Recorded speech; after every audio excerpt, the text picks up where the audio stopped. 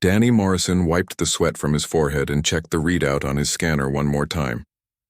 The numbers looked good. Really good. The isotope deposit they had found in Sector 7 was bigger than anything New Anchorage had pulled from the ice in 3 years. He smiled and keyed his radio. "Central, this is Morrison. Tell the boss we just hit the jackpot out here." The response came back fuzzy through the interference. "Copy that, Danny. Head back in for debrief at 1800. Danny looked up at the dark sky above the frozen moon. Titan's Hope wasn't much to look at, just ice and rock and more ice, but it was home for now. He had been working the mining colony for 2 years, sending most of his pay back to his parents in Montana. His father's medical bills weren't going to pay themselves, and the Outer Rim colonies paid 3 times what Earthside jobs offered. He started the long walk back to the main habitat when the first explosion lit up the horizon. Danny froze. His mind struggled to process what he was seeing. Fire bloomed across the colony's central dome, bright orange against the black sky. Then another explosion and another. The radio erupted with screaming voices, all talking over each other. "We're under attack. Ships inbound, multiple contacts. Get to the shelters now." Danny ran. His boots pounded against the ice as his breath came in ragged gasps inside his helmet. The colony was 3 kilometers away. He could see the shapes now. Dark angular vessels dropping from orbit like birds of prey. They were huge. Each one bigger than the entire mining complex. He knew what they were. Everyone in human space knew about the Kraviks. Reptilian bastards who thought they owned this part of the galaxy. Earth had signed treaties with them, tried to be neighborly, but the Kraviks only understood strength. And humanity was still too new, too weak in their eyes. Danny made it halfway back to the colony when the ground beneath him exploded. The blast threw him 20 meters through the thin atmosphere. He hit the ice hard enough to crack his visor. Alarms screamed in his ears as his suit began losing pressure. He tried to stand, but his left leg wouldn't work right. Through his damaged visor, he saw them land. Kravik soldiers, each one massive in their powered armor, moving with terrible purpose through the wreckage of New Anchorage. They weren't interested in the buildings or the equipment. They were hunting people. Danny tried to crawl toward an outcropping of rock, anywhere to hide, but his damaged suit left a clear trail in the frost. One of the Kravik soldiers spotted him and moved in his direction. Danny reached for the mining laser on his belt, knowing it was useless against military armor but refusing to go down without trying something. The Kraviks knocked the tool from his hand almost casually. Then it grabbed Danny by the collar of his suit and lifted him off the ground like he weighed nothing. Danny struggled, but the alien's grip was like iron. The last thing he saw before they drugged him was the colony burning behind them, black smoke rising into the airless sky. 3 hours later, Commander Jacob Hayes brought his patrol ship into orbit around Titan's Hope. The defense ship Valiant wasn't much, just a light cruiser with a crew of 60, but it was all Earth could spare for this sector. They had picked up the distress signal 90 minutes ago and pushed their engines to the breaking point getting here. Jacob stood on the bridge, staring at the tactical display in disbelief. New Anchorage was gone. Not damaged, not partially destroyed, but completely wiped out. The habitats were shattered, the mining equipment melted into slag, and the defense grid had been torn apart like tissue paper. "Life signs?" he asked, already knowing the answer. His sensor officer, a young woman named Kate Wilson, shook her head. "Negative, sir. I'm reading 43 bodies in and around the colony. No survivors." 43, Jacob repeated. The colony had a population of 45. Kate worked her console, running the numbers again. "Confirmed, sir. 2 people are unaccounted for.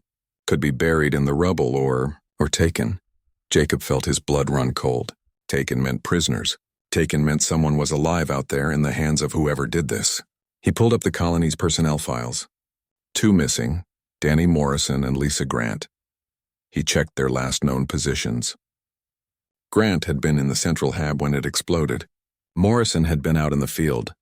"Get me a detail scan of the landing zone," Jacob ordered. "I want to know what kind of ships hit them." The results came back quickly.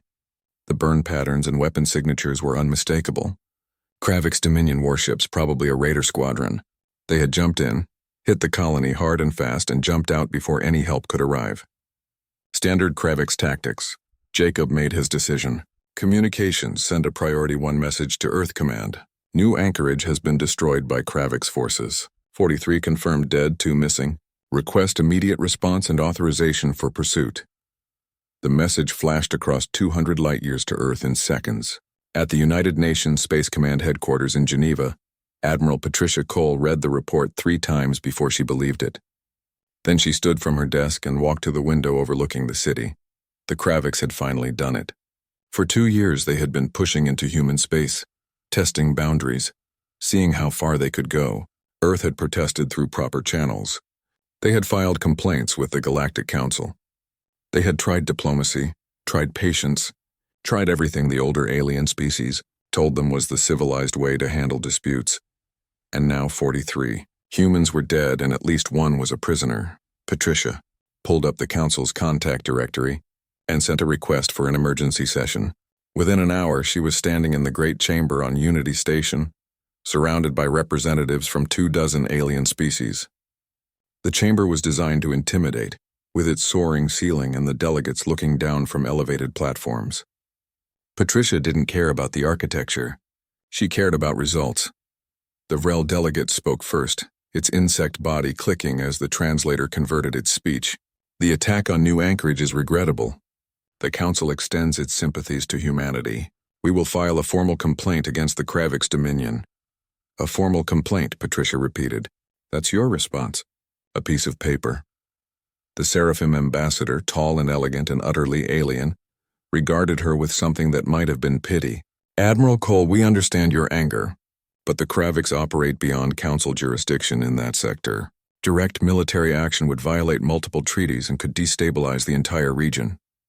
They killed 43 of my people, Patricia said, keeping her voice level.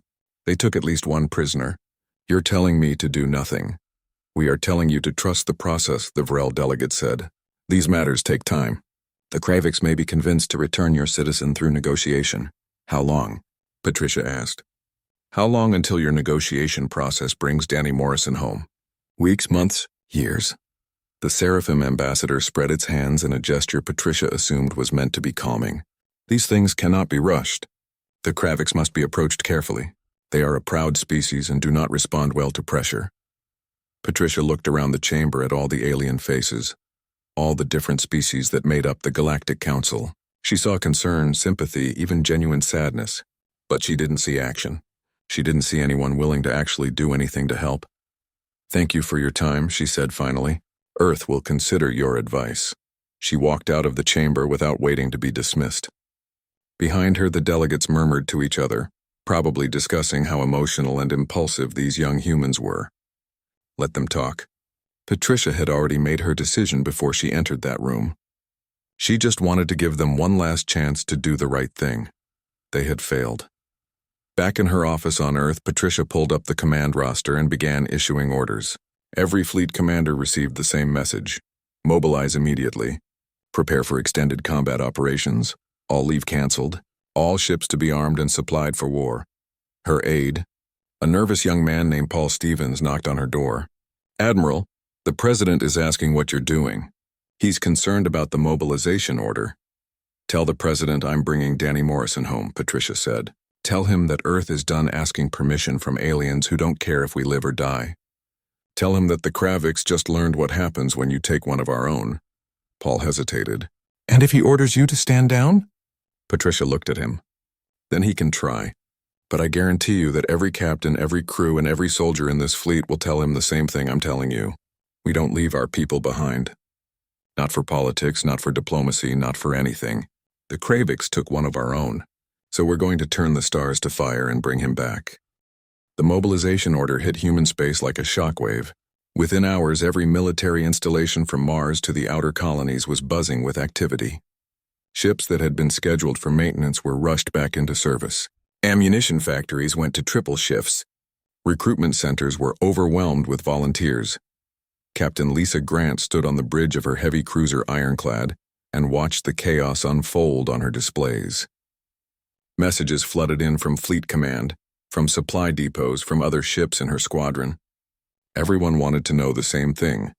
Were they really going to war with the Kravix over one captured miner? Lisa keyed her ship-wide intercom. All hands, this is the captain. By now you've all heard about New Anchorage. You know that Danny Morrison, a human being just trying to do his job, was taken by the Kravix. You probably also know that the Galactic Council told us to wait To negotiate, to be patient. Well, Admiral Cole has a different idea. We're going into Kravik space. We're going to get Morrison back. And we're going to make damn sure the Kraviks never think about touching one of our own again. She paused, expecting questions or concerns. Instead, cheers erupted through the ship. Her tactical officer, Greg Butler, was grinning like a kid on Christmas morning. About time we showed those scaled jerks what happens when they mess with Earth, he said. The Ironclad was just one ship in a fleet that was growing by the hour. At the Mars shipyards, workers abandoned their regular schedules and focused on arming every vessel that could mount a weapon. Cargo haulers were being fitted with missile pods. Civilian transports volunteered to serve as medical ships. Even the ancient destroyers that had been headed for the scrapyards were pulled back and given one last combat load. On Luna, the military academy moved up graduation for 300 cadets. They were kids, most of them barely 20 years old, who had signed up expecting to spend their careers on patrol duty or diplomatic escorts. Now they were being fast-tracked into combat positions because the fleet needed every qualified officer it could find. Cadet Helen Price stood in formation with her classmates, listening to their commandant explain the situation. "You will be assigned to ships within 48 hours, the old admiral said. "Some of you will see combat within a week. This is not what we trained you for, not yet. But it's what Earth needs. Anyone who wants to defer their commission will not be judged. This is volunteer only." Helen looked around the formation. Not one person moved. They had all heard the stories about New Anchorage. They had all seen the photos of the destroyed colony. And they had all understood the message. If Earth didn't respond now, humanity would be seen as weak, as acceptable targets for anyone strong enough to push them around. No deferrals. "Sir," Helen said, speaking for all of them, "we're ready." Back on Earth, President William Hayes was having a very different conversation. He sat in the secure conference room beneath the White House, surrounded by advisors who were all talking at once. The Secretary of Defense wanted to support Cole's mobilization. The Secretary of State was terrified of the diplomatic consequences. The intelligence chief was warning about supply chain issues if they committed this many resources. Hayes held up his hand for silence. "Someone explain to me how we got here. 3 days ago, we were at peace. Now we're mobilizing for war. The Kraviks attacked New Anchorage," his defense secretary said. 43 dead, at least one prisoner. The council won't help. Cole is taking matters into her own hands. "And if I order her to stand down?" Hayes asked. Nobody answered at first. Finally, his chief of staff cleared his throat. "Mr. President, with respect, that ship has sailed. Cole has the full support of the military. Every officer we've talked to agrees with her. If you try to stop this, you'll be fighting your own commanders and about 4 million enlisted personnel who have made it clear they're going after Morrison whether you approve or not." Hayes closed his eyes. He had been a senator before becoming president, a career politician who understood compromise and negotiation. This situation was beyond politics. This was about something more fundamental, something he wasn't sure he fully grasped. "What's the point?" he asked quietly. "What's the point of risking thousands of lives for one person?" His defense secretary, a former Marine named Carl Wright, leaned forward. "Sir, it's not about Morrison specifically. It's about the message. Right now, every human colony in the galaxy is wondering if Earth will protect them. Every alien species is watching to see if we're serious about defending our own. If we do nothing, we become acceptable targets. If we go get Morrison, no matter the cost, we become a species nobody wants to mess with." Hayes thought about it for a long time. Then he nodded. "Give Cole whatever she needs, but tell her the blood is on her hands if this goes wrong." The message reached Admiral Cole in her office at UNSCOM headquarters. She read it without emotion. She had expected resistance, maybe even a direct order to stand down. Instead, she had a green light. The president was covering himself, making sure she took the blame if things went bad, but he was also giving her what she needed. She turned her attention to the intelligence reports piling up on her desk. Lieutenant Kevin Park and his signals team had been working non-stop to crack Kravik's communications. The Dominion used sophisticated encryption, but they also broadcast constantly, assuming their codes were unbreakable. Earth's quantum computers thought differently. Within 36 hours of the attack, Kevin's team had cracked the encryption and was reading Kravik's military traffic like an open book. What they found was both encouraging and terrifying. "Admiral, we've located Morrison," Kevin said, standing in her office at 2 in the morning. He looked exhausted but excited. The Kraviks took him to a prison facility called Crucible 7. It's deep in their territory, orbiting a red giant star in the Krell system. Patricia pulled up the star charts. What else is there? A lot of defenses, Kevin admitted. The prison station is protected by automated weapons platforms, probably 200 or more. 3 battle cruisers on permanent patrol, and the station itself has shields and armor that could withstand a sustained bombardment. Why take him there? Patricia asked. Why not just kill him with the others? Kevin pulled up intercepted messages. From what we can tell, the Kraviks use Crucible 7 to hold prisoners from species they want to intimidate. It's not just a prison, it's a statement. They're probably going to interrogate Morrison, maybe use him for propaganda, show the galaxy that humans are weak. Patricia felt her jaw tighten. How long do we have? Hard to say. Kravik's interrogations can last weeks or months, but the longer we wait, the harder it gets. They're probably torturing him for information about human defenses, colony locations, fleet strength. Patricia made her decision. Assemble the fleet at Rally Point Theta. We jump to the Krell system in 1 week. Her strategic council, the group of admirals and generals who advised on military operations, was not happy with the timeline. Commander Alan Ross, her chief of staff, spread out tactical projections on the conference table. Admiral, with respect, we need more time. Crucible 7 is heavily defended. A direct assault will cost us hundreds of ships, thousands of lives. Then what do you suggest? Patricia asked. A covert operation. Small team. Stealth approach, extract Morrison without alerting the main defenses. Patricia shook her head. The Kraviks will expect that. They'll have Morrison under heavy guard, probably in the most secure section of the station. A small team won't make it halfway to him. Then we negotiate, another admiral suggested. Offer them something they want in exchange for Morrison's release. No, Patricia said flatly. We negotiate and we tell the galaxy that taking our people is an acceptable bargaining chip. We negotiate, and the next time someone wants leverage against Earth, they know exactly what to do. No negotiations. No covert missions. We're going in with everything we have, we're tearing that station apart, and we're bringing Morrison home. Alan looked at the tactical projections again. This could cost us 20 ships, maybe more. Then the Kraviks should not have taken one of our own, Patricia said. Send the order. Task Force Vengeance assembles in 6 days. We jump to Krell in 7. Across human space, ships began moving toward Rally Point Theta, a lonely spot in deep space beyond the galactic rim. The fleet was massive, bigger than anything Earth had ever assembled. 27 capital ships, the pride of Earth's navy, 46 destroyers, fast and deadly, 32 frigates to screen the larger vessels, support ships, medical transports, ammunition carriers, and 2 massive fleet tenders to handle repairs. On the orbital stations around Earth, families said goodbye to loved ones who might not come back. Children hugged fathers and mothers in uniform, not really understanding why everyone was so serious. News broadcasts ran continuous coverage, with experts debating whether the operation was justified or insane. Public opinion was divided. Some people saw the mobilization as proof of human strength and unity, a declaration that Earth protected its own no matter what. Others saw it as reckless, a waste of lives and resources for one person who probably wasn't even alive anymore.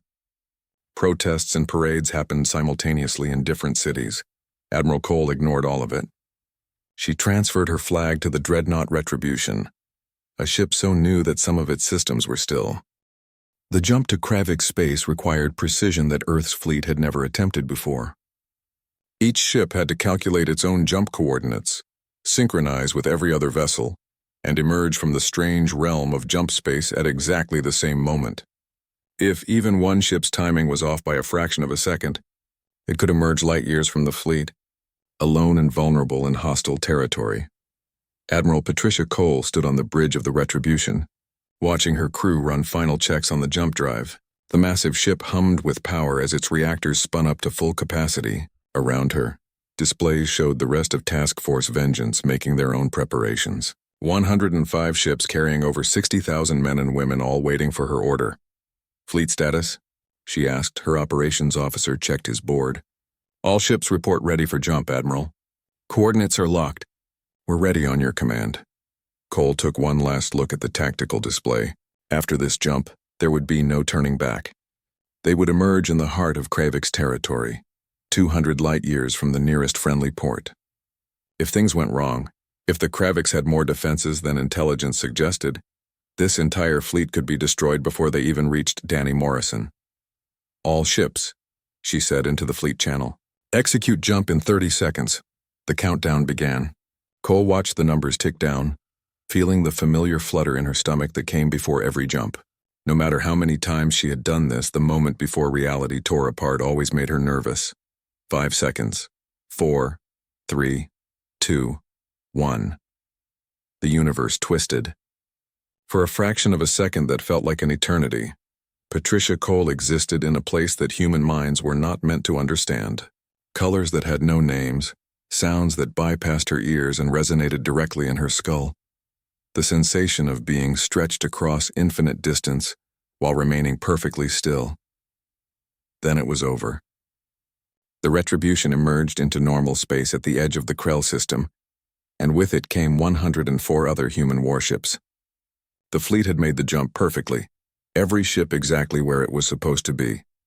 They had seconds to orient themselves before the shooting started. "Multiple contacts," the sensor officer called out. 3 Kravix battlecruisers moving to intercept. Automated defense platforms activating across the system. "We count 237 hostile weapons." Cole had expected this. The Kravix had detected the jump signatures forming 40 seconds before the fleet arrived, giving them just enough time to sound the alarm and start moving their defensive forces. It wasn't nearly enough time to mount an effective response. "All ships weapons free," Cole ordered. "Burn them." The battle began immediately and viciously. The 3 Kravix battle cruisers were massive vessels, each one 3 times the size of the Retribution. Their hulls were covered in thick armor plating that could shrug off hits that would vaporize smaller ships. Their shields were powerful enough to absorb sustained fire from multiple enemies. They were, by all conventional measures, superior to anything Earth had built. But Earth hadn't sent conventional ships. The human fleet was built on different principles. Where the Kravix relied on heavy armor and powerful shields, Earth ships were designed for speed and overwhelming firepower. They couldn't take as much punishment, but they didn't need to. They just needed to hit first and hit hard. The destroyers went in first, racing ahead of the main fleet in tight formations. They were small ships, fast and maneuverable, each one carrying enough missiles to level a city. As they closed with the Kravix battlecruisers, they began launching their entire payloads in coordinated volleys. Hundreds of missiles streaked across the dark, each one tracking independently toward its target. The Kravix point defense systems opened fire, filling space with energy beams that intercepted dozens of missiles. But there were too many. The missiles overwhelmed the defenses and began slamming into the battlecruiser's shields. The first battlecruiser, a vessel called Pride of Krell according to intercepted communications, shuddered under the impact. Its shields flared brilliant blue as they absorbed the energy. For a moment it looked like they might hold. Then the heavy cruisers arrived, and everything changed. Captain Lisa Grant commanded the ironclad into the battle with a focus that surprised even her. She had trained for this, run simulations hundreds of times, but nothing quite prepared you for real combat. The ironclad was a heavy cruiser, carrying experimental weapons that had barely finished testing before the fleet departed. Now she was going to find out if they worked. "Tactical, lock all weapons on the Pride of Krell," she ordered. "Target grid section 7 Alpha." Greg Butler, her tactical officer, worked his console with quick efficiency. "Locked, Captain. All destroyers in our squadron are synchronizing their fire." "Fire everything," Lisa said. The ironclad and 6 destroyers under her command opened fire simultaneously. Railguns hurled tungsten rods at relativistic speeds, each projectile carrying enough kinetic energy to flatten a mountain. Particle beams, the experimental weapons that Earth scientists had said couldn't be built, lanced through space at the speed of light. Missiles continued to pour in from the destroyers, all of it focused on one section of the Pride of Krell's shields. For 10 seconds the shields held. Energy readings spiked to levels that should have been impossible. Then the shields flickered, failed, and collapsed. The exposed hull beneath lasted less than a second. The ironclad's main particle beam, a weapon that drew power directly from the ship's reactor, carved through armor plating like it was paper. The beam punched deep into the battlecruiser's interior, flash vaporizing everything it touched. The Pride of Krell broke apart. Internal explosions rippled through its hull as reactor containment failed. The massive ship, which had ruled this sector of space for 20 years, died in a spectacular display of fire and debris. 1 down, 2 to go. The automated defense platforms were proving to be a serious problem. There were hundreds of them scattered throughout the system, each one a weapon platform the size of a house. They weren't individually dangerous, but in these numbers they could overwhelm even a fleet the size of Task Force Vengeance. The platforms had one weakness: they were automated and couldn't adapt to unexpected tactics. Human commanders could. Admiral Cole watched the tactical display and saw the pattern in how the platforms were distributed. They were set up to defend against a conventional attack, something that would approach the prison station along predictable vectors. All ships, execute Delta 7, she ordered. The fleet split into multiple groups and began approaching from different angles, forcing the platforms to divide their fire. Frigates rushed in close, drawing fire and then ducking behind asteroids before the platforms could lock on. Destroyers used their speed to circle around behind platform clusters, hitting them from unexpected directions. It was messy, chaotic, and very human. The Kravix fought with discipline and established doctrine. Earth fought like a pack of wolves, coordinated but flexible, always looking for the next opening.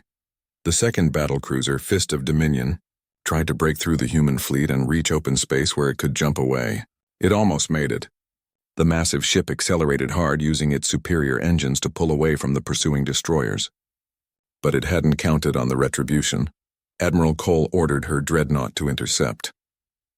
The Retribution was the largest ship in the human fleet, slower than the cruisers but carrying enough firepower to fight a small war on its own. As the Fist of Dominion raced past, trying to use its speed to escape, the Retribution did something no Kravix commander had ever seen before. It rammed. At half the speed of light, the Retribution's reinforced bow struck the Fist of Dominion amidships. Both vessels should have been destroyed instantly. The kinetic energy alone was enough to vaporize entire cities.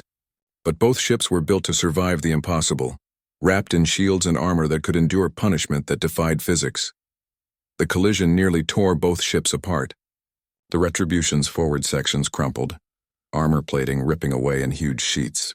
The Fist of Dominion's hull fractured, internal bulkheads failing as the ship bent in ways it was never designed to handle. But both vessels survived, locked together by twisted metal and failing shields. All batteries point-blank range, Cole ordered through gritted teeth.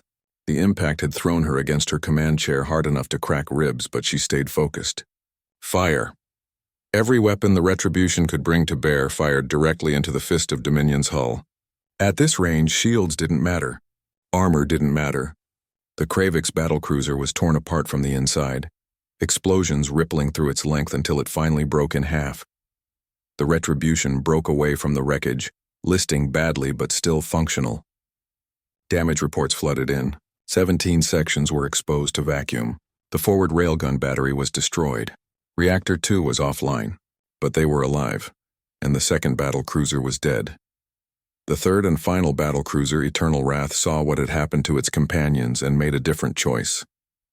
It turned toward Crucible 7 and began broadcasting a distress signal, calling for reinforcements from deeper in Kravix space.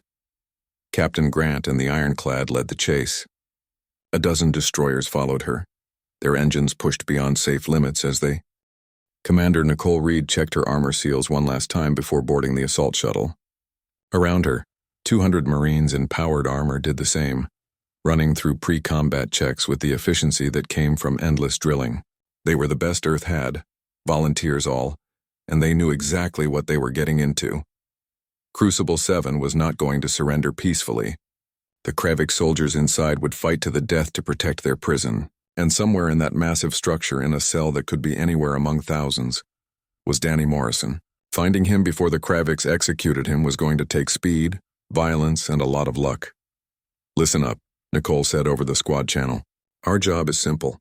Get in, find Morrison, get out. Do not stop to fight unless you have to. Do not get separated from your unit. Watch your ammunition and watch your back.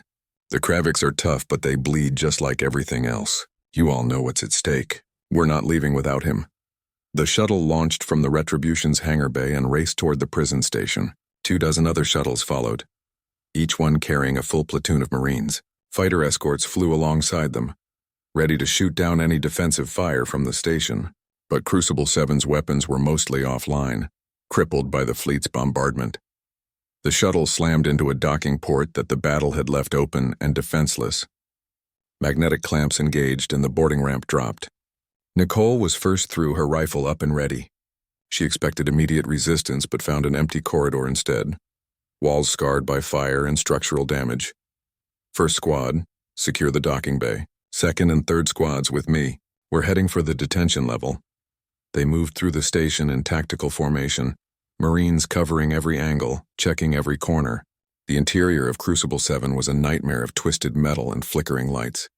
Fires burned in sections that had lost atmosphere, bodies floated in zero gravity. Kravik soldiers killed by the bombardment or by explosive decompression when the hull breached. Then they reached a section that still had gravity and atmosphere, and the real fighting began. The Kraviks came at them like a wall of scales and fury. Each soldier stood 7 feet tall, their natural armor plating augmented by powered combat suits that turned them into walking tanks. They fought with a ferocity that Nicole had only read about in reports. They didn't retreat, didn't surrender, didn't show any sign of fear. The corridor became a killing zone. Plasma bolts and bullets filled the air, ricocheting off walls and armor. Nicole's squad opened fire, their weapons designed specifically to punch through Kravik's armor. The high-velocity rounds did their job, dropping the first wave of defenders, but more kept coming. Corporal Jake Collins took a plasma bolt to the shoulder that burned through his armor and into flesh. He screamed but kept fighting, switching his rifle to his good arm and continuing to fire. Beside him, Sergeant Linda Hayes was pulling a wounded Marine back to cover, refusing to leave anyone behind even as enemy fire cut the air around her. "Grenades," Nicole ordered. "Clear the corridor." Marines launched grenades down the hallway. The explosions were deafening in the confined space, throwing Kravik's bodies like rag dolls. But even that didn't stop them. The survivors kept coming, firing as they charged. Nicole shot the nearest Kraviks 3 times in the chest before it went down. Another one grabbed a Marine and threw him against the wall hard enough to crack the armor. She put a burst into its head and it finally dropped. The fighting was brutal and personal, every meter of corridor paid for in blood. It took 20 minutes to fight through 200 meters of hallway. By the time they reached the detention level, Nicole's company had lost 6 Marines and another dozen were wounded. But they were there, standing before the massive security door that protected the prison section.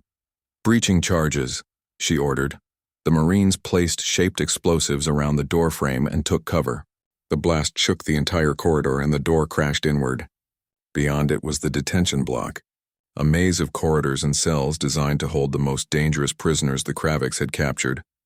They found dozens of prisoners from different alien species, all of them in terrible condition. The Kraviks didn't believe in humane treatment. The cells were tiny, barely large enough to stand in with no light and minimal life support. Some of the prisoners were already dead. Others were so weak they could barely move.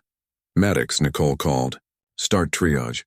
Anyone who can walk, get them to the shuttles.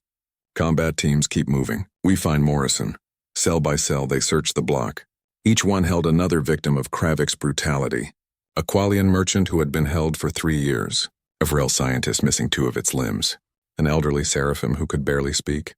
The Marines marked each cell, noting which prisoners needed immediate medical attention, which ones could walk, which ones were too far gone to save.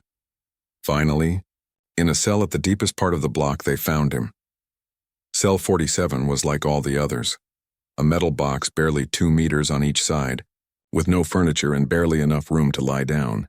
The door was sealed with a lock that took precious seconds to bypass. When it finally opened, Nicole saw Danny Morrison for the first time. He was alive, but barely. The Kraviks had worked him over thoroughly. Burns covered his arms and chest, evidence of plasma torture. His left leg was broken, bent at an angle that made Nicole's stomach turn. His face was swollen and bruised, and blood crusted around his mouth and nose. But his eyes were open, and they tracked to the armored figure standing in the doorway. Nicole removed her helmet so he could see her face. "Danny Morrison?" He nodded weakly, unable to speak. "My name is Commander Nicole Reed, United Nations Space Command. We are here to take you home." For a moment, Danny just stared at her like he couldn't quite believe what he was seeing. Then tears began running down his battered face. He tried to speak but could only manage a hoarse whisper. "How many?" "How many what?" Nicole asked. "How many of you came?" Nicole smiled. "All of us." The medics moved in immediately, stabilizing Danny and preparing him for transport. They worked with practiced efficiency, administering pain medication, setting his broken leg, treating the burns as best they could in the field. Within 5 minutes, they had him on a stretcher and ready to move. The extraction was a fighting retreat. The Kravix, realizing what the humans had come for, threw everything they had at the boarding party. They didn't care about the other prisoners, didn't care about the station itself. They wanted to stop the humans from taking Morrison.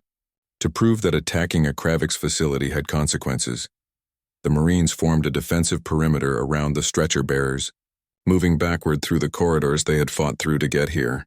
The Kravix pressed them hard, trying to overwhelm them through sheer numbers. Private Collins, already wounded, took position at a corridor junction and held it alone for 3 minutes, giving his squad time to fall back. He killed 7 Kravix soldiers before plasma fire finally brought him down. Sergeant Hayes stayed at the rear guard, providing covering fire while every Marine and every rescued prisoner made it past her position.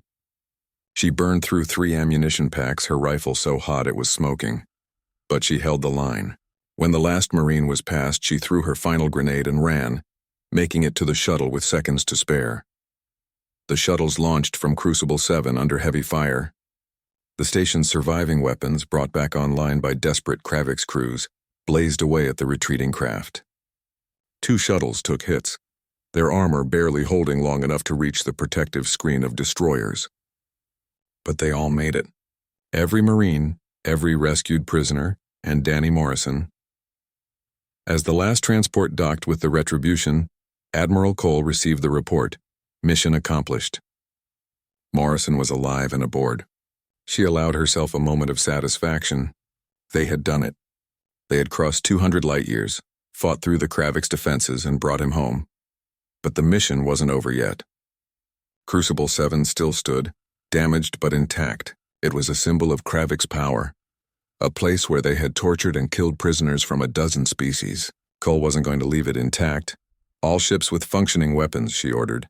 "Target Crucible 7, I want that station erased." The fleet opened fire as one. Every ship that could still shoot poured its remaining ammunition into the prison station. Missiles streaked across the dark. Railgun rounds hammered the hull. Energy weapons carved molten wounds through armor plating. The bombardment lasted for 10 minutes, and when it ended, Crucible 7 was gone. Nothing remained but expanding debris and a cloud of vapor. Admiral Cole watched the destruction on her tactical display. The cost had been high. Over 4,000 dead, dozens of ships destroyed or crippled, and for what? One human being that most of the fleet had never met and never would. But the message was clear. Earth would cross the galaxy for one of its own. Earth would burn down stations, fight fleets, and pay any price to bring their people home. Let the Kravix remember that. Let every species in the galaxy remember that. "All ships," Cole ordered. "Prepare for jump. We're going home." The battered fleet formed up, slower now with so many damaged vessels, but still together. They had come for Danny Morrison, and they were bringing him back, along with 24 other rescued. The fleet limped back into Sol System 6 days after the battle at Crucible 7. Medical transports raced out to meet them at the Mars orbit checkpoint, ready to evacuate the wounded to hospitals on Luna and Earth. Danny Morrison, stable but still critical, was transferred to the military hospital at Luna Base, where the best doctors in human space were waiting. The return should have been triumphant, but looking at the fleet told a different story. 23 ships were missing entirely, destroyed in the battle. Another 47 were so damaged they could barely maintain formation. The Retribution itself looked like it had been through a meat grinder, its forward sections crushed from the ramming attack, armor plates missing, weapon mounts empty. On Earth, the response was divided. Half the planet celebrated the successful rescue as proof of human strength and determination. The other half mourned the thousands who had died and questioned whether one life was worth such a price. News broadcasts ran continuous coverage, showing footage of the damaged fleet alongside interviews with families of the fallen. But Earth's divided opinion was nothing compared to the fury coming from the Galactic Council. Admiral Patricia, Cole stood in the council chamber once again, but this time the atmosphere was completely different. The alien delegates weren't offering sympathy or condolences. They were furious. The Vrel ambassador was literally vibrating with rage, its translator struggling to keep up with the rapid-fire chittering. "You have violated the Treaty of Celestial Peace," the Vrel said. "You have violated the Non-Aggression Accord. You have violated protocols that have maintained stability in this galaxy for 10,000 years. You attacked a sovereign facility, destroyed Kravik's military vessels, and killed thousands of their citizens. This cannot stand." The Seraphim ambassador, usually calm and measured, looked genuinely angry. "Humanity has been part of the Galactic Council for only 40 years. In that time, you have been nothing but trouble. You refuse to follow established procedures. You act without consulting the Council, and now you have launched an unprovoked military assault that could destabilize an entire sector." A dozen other delegates added their own complaints, each one more outraged than the last. They demanded that Earth pay reparations to the Kraviks. They wanted Admiral Cole arrested and tried for war crimes. They threatened sanctions, trade embargoes, expulsion from the Council itself. Patricia listened to all of it with the same calm expression she had worn when they told her to do nothing about Morrison. When they finally finished, she spoke. "I'm going to correct a few things," she said. "First, the attack was not unprovoked. The Kraviks attacked New Anchorage, killed 43 humans, and took Danny Morrison prisoner. That was the provocation. Second, we requested aid through your proper channels. You offered us bureaucracy and empty promises, so we took action ourselves." The Vrel ambassador cut her off. "You do not understand the complexity of galactic politics. You cannot simply attack another species because they wronged you. There are procedures, protocols, ways of handling these situations that don't involve violence." "Your procedures don't work," Patricia said flatly. "Your protocols are designed to maintain the status quo, to prevent anyone from rocking the boat no matter how unjust that boat might be. The Kraviks have been raiding colonies and taking prisoners for years. Everyone knows it. But nobody does anything because confronting them would be inconvenient." The Seraphim ambassador drew itself up to its full height. "You are young as a species. You do not understand that maintaining peace requires patience, compromise, and a willingness to accept that not every wrong can be righted. Then you have a different definition of peace than we do," Patricia replied. "To us, peace means that people can live their lives without fear of being attacked and taken prisoner. Peace means that aggressors face consequences. What you call peace looks a lot like cowardice to me." The chamber erupted in angry voices, all the delegates trying to talk at once. The Vrel was demanding that Earth be sanctioned immediately. The Seraphim wanted the Council to vote on expelling humanity. Other species were calling for military intervention to prevent Earth from taking further unilateral action. The Kravik's delegate, a scarred warrior named Krell the Fist, stood, and silence gradually fell. He looked at Patricia with cold reptilian eyes that had seen 1,000 battles. "You have made an enemy of the Dominion," he said, his voice deep and resonant through the translator. "We will not forget what you did to Crucible 7. We will not forget the ships you destroyed, the soldiers you killed. You have started something that will not end well for humanity." Patricia met his gaze without flinching. "Good, remember it. Remember that when you took one human, we crossed the galaxy and burned your station to bring him back. Remember that we don't negotiate with kidnappers and murderers. Remember that humanity protects its own no matter the cost, and let that memory keep you and your kind far away from human space." She turned and walked out of the chamber without waiting to be dismissed. Behind her, the council dissolved into chaos, with delegates arguing about what to do about the rogue human species. Patricia didn't care. She had said what she came to say. Back on Earth, President Hayes was dealing with his own political crisis. Half his cabinet wanted Cole court-martialed. The other half wanted her given a medal. Public protests and rallies were happening in every major city. His approval ratings were swinging wildly as people tried to decide how they felt about what had happened.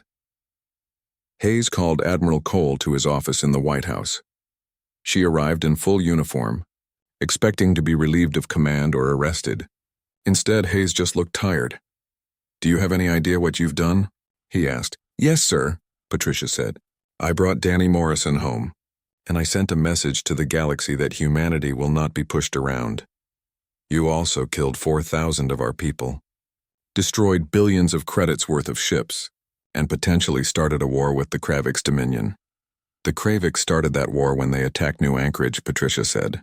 I just finished it. Hayes rubbed his temples. You're not making this easy on me, Admiral. I have the entire Galactic Council demanding your head. I have half of Earth calling you a war criminal and the other half calling you a hero. I have no idea how to handle this situation. Then let me make it easy, Patricia said. She pulled a datapad from her pocket and set it on his desk. My resignation, effective immediately. I take full responsibility for Operation Vengeance. You can tell the Council that I acted without authorization, that I've been removed from command and that Earth does not condone my actions. Hayes looked at the resignation letter for a long moment. Then he picked it up and deleted it. I'm not accepting this, he said. You know why?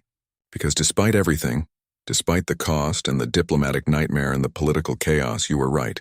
The Council's way doesn't work. 40 years of bowing and scraping to alien species who see us as children. And what has it gotten us? The Kravix attacked us because they thought there would be no consequences. Now they know better. He stood and walked to the window overlooking Washington. You're not being removed from command, Admiral. You're being promoted. As of today, you're in charge of restructuring Earth's entire military and diplomatic approach. No more asking permission. No more waiting for the Council to act.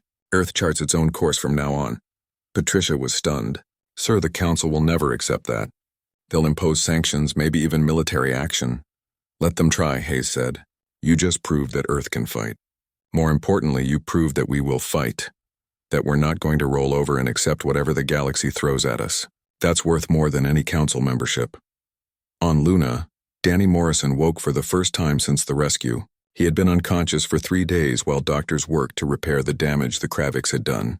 His leg was in a regeneration cast, his burns were healing, and the worst of his injuries were slowly mending. But the psychological scars would take longer. A doctor sat beside his bed, a kind woman named Helen Price who had been with him since he arrived. Welcome back, she said. How are you feeling? Danny tried to speak, but his throat was dry. Helen helped him drink some water before he tried again. Where am I? Luna Base Military Hospital. You've been here for 3 days. You're safe now. Danny looked around the room at the medical equipment and the window showing Earth hanging in the black sky. Slowly, memories came back. The attack on New Anchorage, being taken prisoner, the cell on Crucible 7, the torture, and then armored Marines bursting through the door telling him they had come to bring him home. I don't understand, he said. Why would Earth send a fleet for me? I'm nobody. I'm just a mining engineer. Helen smiled and took his hand. That's exactly why they came. Because to Earth, there's no such thing as an unimportant human. You are one of us, and that's enough. Danny felt tears running down his face. He thought about all the people who had died to rescue him. The Marines who fought through Crucible 7. The ship crews who battled the Kravix fleet. 4,000 names he would never know. 4,000 families who lost someone they loved. Also, he could be lying in this hospital bed. I'm not worth that many lives, he whispered. That's not for you to decide, Helen said gently. They didn't come just for you.